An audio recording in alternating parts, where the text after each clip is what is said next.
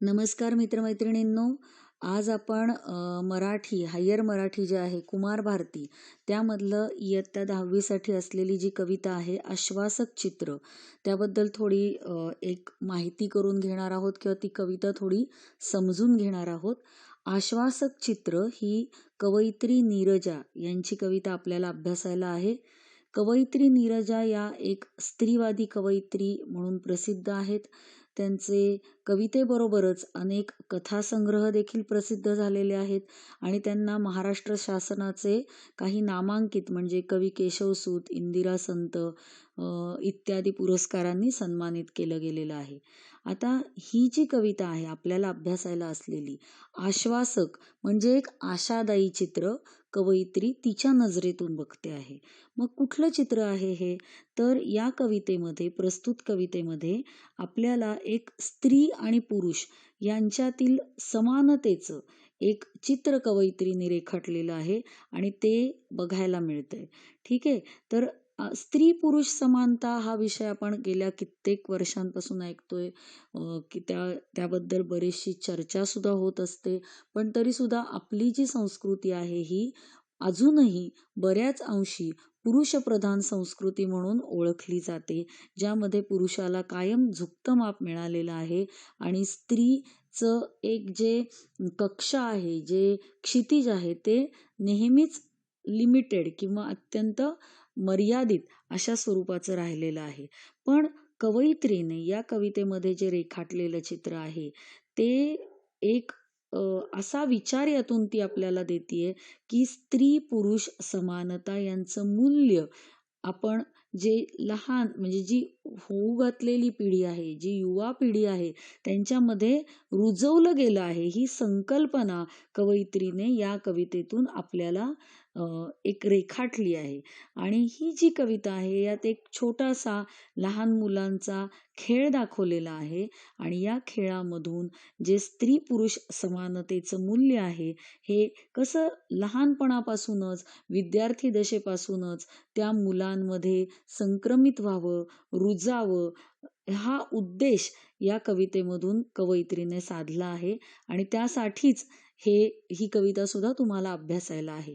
तुम्ही आत्ता अशा वयामध्ये आहात की या वयामध्ये जर तुम्हाला स्त्री पुरुष समानतेचं महत्त्व कळलं तर आपली जी भावी पिढी आहे, येणारी पिढी आहे, ही नक्कीच खूप मोठी एक आदर्श अशी पिढी असणार आहे, ज्याच्यामध्ये पुरुषाच्या बरोबरीनं स्त्रीला सुद्धा अधिकार मिळेल, तिला झेपावायला नवं आकाश मिळेल.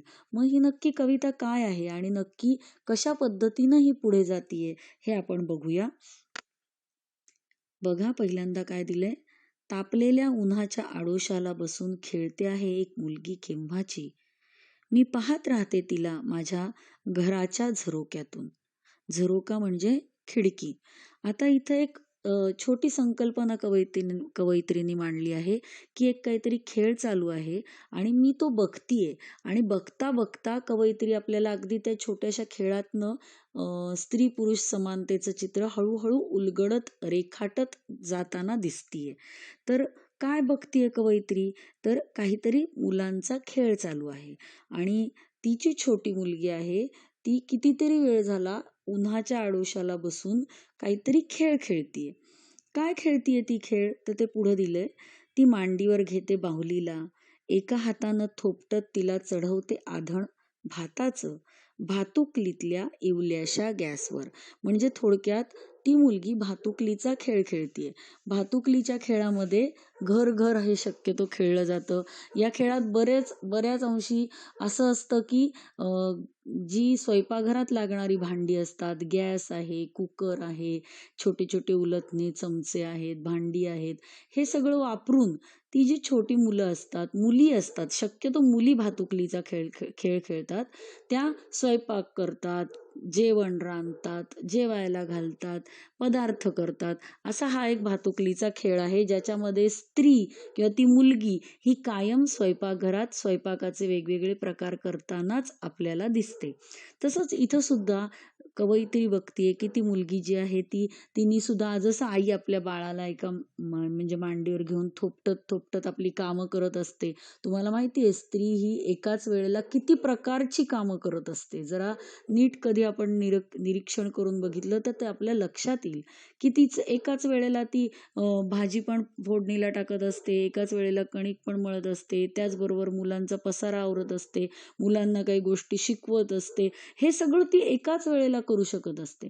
ते ह्या मुलांचं हे ऑब्झर्वेशन आहे की आपण कशी घरामध्ये आई बाळाला थोपटत थोपटत काही काम करतीये, हे बघून बघून ती मुलगी सुद्धा मांडीवर तिने बाहुलीला घेतलंय आणि त्याच वेळेला तिने भाताचं आधण सुद्धा त्या छोट्या छोट्या खेळण्यातल्या गॅसवरती ठेवलेलं आहे. आता दुसऱ्या बाजूला काय आहे बघा. बाजूला खेळतो आहे मुलगा हातात चेंडू घेऊन. खूप उंच उडवून चेंडू नेमका झेलतो तो हातात. आता त्याचं कसब आहे की त्याला ती प्रॅक्टिस आहे. तो कायम हेच करत आलेला आहे. काय की चेंडू झेलणे, क्रिकेट खेळणे, मैदानी खेळ खेळणे. तो रमतोय का स्वयंपाकघरात? नाही. कारण स्वयंपाक हे स्त्रीचं काम आहे. ही आपली एक धारणा पण आहे आणि आपल्या समाजातलं हे चित्र पण आहे. त्यामुळं ही कवयित्री जेव्हा बघते तेव्हा सुद्धा तिला त्या खेळात हेच दिसतंय की तो आपला खेळतोय आणि त्याचं कसब इतकं भारी आहे की तो ते चेंडू आरामात झेलतोय की त्याला त्यातच मजा येते. तो ते चेंडू झेलत बसलाय.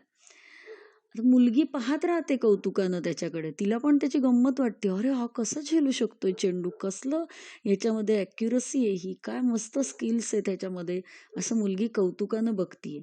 पण ही जी मुलगी आहे ही आजच्या पिढीतली आहे, हे आपल्याला पुढच्या ओळीमधून दिसून येतं. अचानक बाजूला ठेवून बाहुलीला ती जवळ जाते त्याच्या. मुलगा दाखवतो तिला आपलं कसब पुन्हा एकदा. हे सगळं झालं की तिने बाळाला बाहुलीला बाजूला ठेवलं, मुलाच्या जवळ गेली आणि तो मुलगा मात्र तिला दाखवतोय, बघ मला कसं येतंय चेंडू झेलता. हे झाल्यानंतर काय होतं, मुलगी चेंडू मागते त्याच्याकडे. आता हे काहीतरी वेगळं आहे. तिने आपला स्वयंपाक बाजूला ठेवलाय, तिने आपल्या हातातली बाहुली बाजूला ठेवलीये आणि तिला पण तोच खेळ खेळायचा आहे जो तो मुलगा खेळत आहे. तिला पण पाहिजे ना, तिला पण खेळायचंय. तर ती म्हणतीये, चेंडू मागतीये त्याला. तेव्हा तो हसून काय म्हणतो, तू भाजी बनव छानपैकी पाल्याची. कारण त्यांनी हेच बघितलेलं आहे. घरातल्या ज्या स्त्रिया आहेत, आई आहे, आजी आहे, मोठ्या बहिणी आहेत, या कायम स्वयंपाकघरामध्ये स्वयंपाकातलीच कुठली ना कुठली तरी कामं करतायत. त्यामुळे तो अगदी ऑब्व्हियसली म्हणतो, त्यात काही खूप असं मी कसा वेगळा आणि तू कशी, हे नाही. हे जे चित्र तो बघतोय आजूबाजूला, त्या पद्धतीनंच तो तिला सांगतोय की तू भाजी बनव छानपैकी पाल्याची. पण ती तिथं थांबतीये का? ती परत जातीये का स्वयंपाकघरात? तर नाही.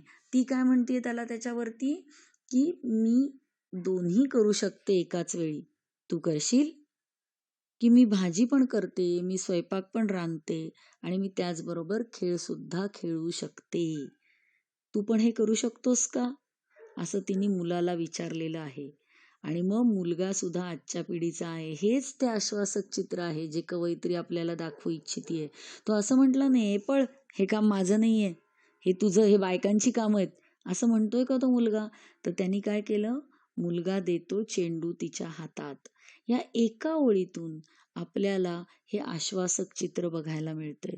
त्यांनी तिला झटकून टाकलं नाहीये, त्यांनी तिला कमी लेखलं नाहीये, त्यांनी तिला उडवून लावलं नाहीये, तर तिच्या भावना त्यांनी जपल्या आहेत.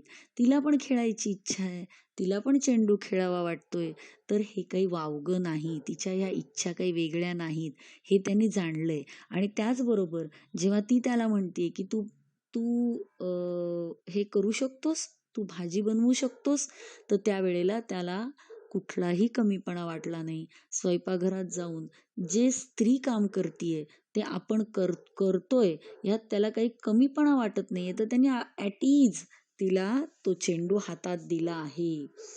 उंच उडवलेला चेंडू आभाळाला शिवून नेमका येऊन पडतो तिच्या ओंजळीत. जसं तो मुलगा मगाशी करत होता ना, ते तिला साधलंय. कारण खरंच ती कुठं मागं नाहीये. फक्त तिला आत्तापर्यंत संधी मिळाली नव्हती. तिला तिचं आकाश मिळालं नव्हतं. मोठी झेप घेण्यासाठी. आणि ह्या आश्वासक चित्रामधून मात्र आपल्याला दिसते की तिने उंच उडवलेला थेट आभाळाला शिवलेला चेंडू सुद्धा ती तिच्या ओंजळीमध्ये नेमकं पकडू शकते आहे. म्हणजे ते स्किल तिच्यामध्ये सुद्धा आहे. जी कामं मुलं करू शकतायत, पुरुष करू शकतायत, तीच कामं स्त्री सुद्धा लीलया करू शकते. हा संदेश या एका ओळीतनं कवयित्रीनं आपल्याला दिलेला आहे. आणि मुलगा पाहत राहतो आश्चर्यचकित, कारण त्यांनी कधीच म्हणजे त्याला ही कल्पनाच नाहीये की ही असं काही करू शकते. त्यामुळं त्याला आश्चर्य वाटतं, अरे हिला हे पण जमतंय. तशी हसून म्हणते ती, आता तू. तिने एकदा ते करून बघितलं. तिने त्याला संधी दिली की तू स्वयंपाकघरात जा आणि तू मला संधी दे, मी तुला संधी देते. आणि एकदा झेलून बघितल्यानंतर तिने तिचा तो खेळ आटोपता घेतला. तो त्याला पुन्हा चेंडू दिला आणि मग ती म्हणती, आता तू म्हणजे ती काय सांगतेय की मी आता चेंडू खेळून माझा झालाय, पण आता तू म्हणजे काय आहे, तर तू सुद्धा मी जे काम करत होते ते करून दाखव बरं. म्हणून तिने तिचा खेळ तो थोडा आवरता घेतला. आता काय झालंय, मांडी घालून मुलगा बसतो गॅस समोर, दोन्ही हातांनी थोपटत झोपवतो बाहुलीला प्रथम, मग शोधतो पातेलं भाजीसाठी. मुलाने सुद्धा ते साध्य करण्याचा प्रयत्न केला आहे. त्यांनी सुद्धा गॅस समोर बसलाय ती भाजी करण्यासाठी, पण त्यांनी आधी बाहुलीला घेतलं बरं का मांडीमध्ये, तिला झोपवण्याचा प्रयत्न केला. म्हणजे तिला सुद्धा प्रेम देतो त्या बाळाला. आणि थोडं शोधाशोध करावी लागते त्याला. शोधेल तो, शिकेल. काय शोधतोय? पातेलं भाजी करण्यासाठी. ठीक आहे, हळूहळू शिकेल तोही. आपलं कसब दाखवतानाच घर सांभाळणं, तापलेल्या उन्हाच्या आडोशाला बसून. ज्या पद्धतीनं पहिल्या ओळीमध्ये तापलेल्या उन्हाच्या आडोशाला बसून, म्हणजे कितीही संकट आली, कितीही कसंही वातावरण आजूबाजूला असलं, तरी सुद्धा ती जी घरातली स्त्री आहे ती आपलं कसब दाखवून अत्यंत कसोशीनं आपला संसार सांभाळत असते. तिच्यावर कितीही अडचणी आल्या, तप्त ऊन जरी तिच्यावरती आलं, म्हणजे तो अडचणींचं ते ऊन आहे, ते तप्तता अडचणींची आहे, ते जरी आलं तरी ती ज्या कसोशीनं आपला संसार सांभाळते, त्याच कसोशीनं हा मुलगा सुद्धा उद्या घर सांभाळू शकतो. हे या ओळीतनं दाखवलेलं आहे.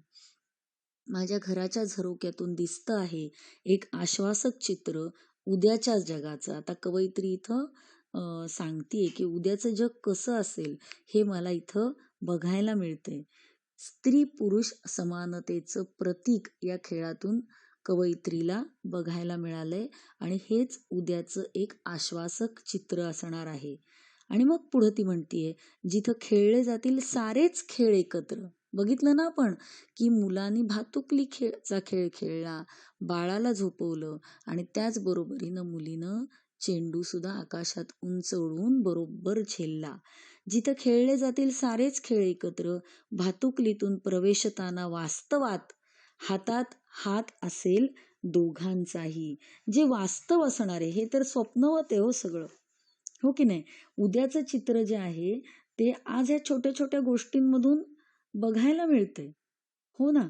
मग खूप सुंदर ही कल्पना कवयित्रीने केलेली आहे की ह्या भातुकलीच्या खेळामधूनच त्या उद्याच्या मोठेपणीच्या संसाराच्या जबाबदाऱ्या पेलणारे स्त्री पुरुष होणार आहेत.